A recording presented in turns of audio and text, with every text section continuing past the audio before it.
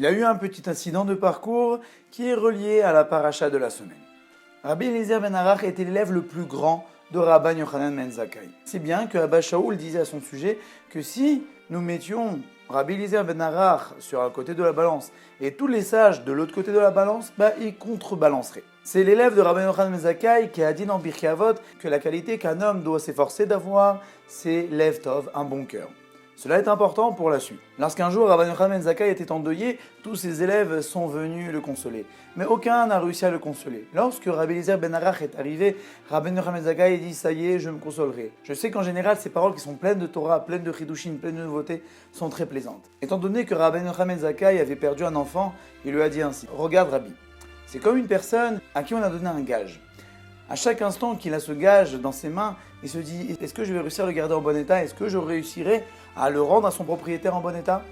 Et lorsque le propriétaire vint à le récupérer, là il a été soulagé qu'il a réussi à lui rendre en bon état. Regarde ton enfant qui est niftar. Baruch Hashem, tu as réussi à le garder en bon état. Tu as reçu un pikadon, tu as reçu un gage d'Akadosh Baruch Hu et tu t'en es très bien occupé. C'est un enfant qui était érudit en Torah, qui a fait la Torah, qui a fait les mitzvot, qui a fait toute la volonté d'Akadosh Baruch Hu. Il a rendu son âme propre au Créateur.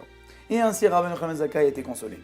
Il est écrit dans la Gemara et ainsi dans le Zohar que Rabbi Eliezer ben Arach était très proche de Rabban Yochanan ben Zakkai, surtout pour étudier les sujets de Kabbalah, les sujets de Zohar, les sujets de ce qu'on appelle Maaseh Merkava. Mais vu sa grandeur, nous aurions pu nous attendre à avoir énormément d'enseignements de lui dans le Shas, dans la Gemara. Mais le fait est que non, il y a très peu d'enseignements qui a été dit en son nom.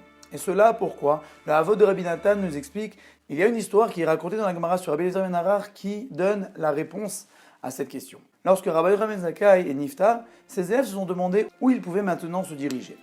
Tous les élèves de Rabbi Yochanan ben Zakkai sont partis dans la ville de Yavne.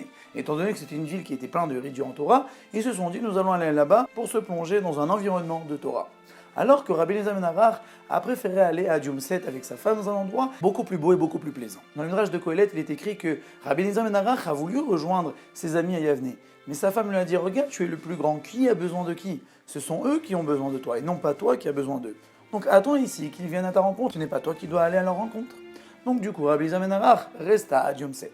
Mais le problème, c'est que Rabbi Eliezer ben Arach, à sa grande mesure, s'est plongé dans le plaisir matériel, si bien que la Gemara nous dit qu'il a oublié la Torah.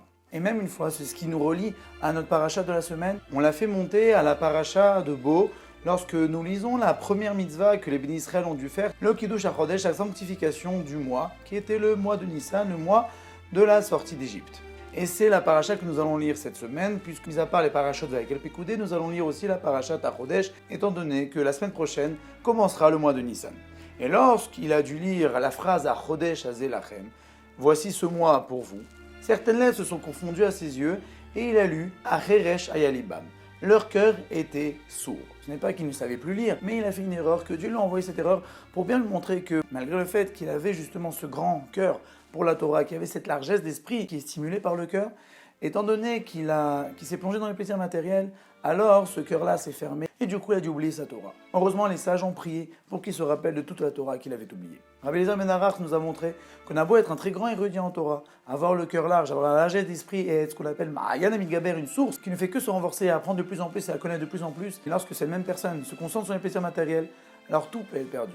Rabbi Eliezer ben Arach est niftar un mois après Pessah, le 15 Iyar, et d'après certains, il a été enterré dans un village qui s'appelle Kfar Alma, au nord d'Eretz Israël.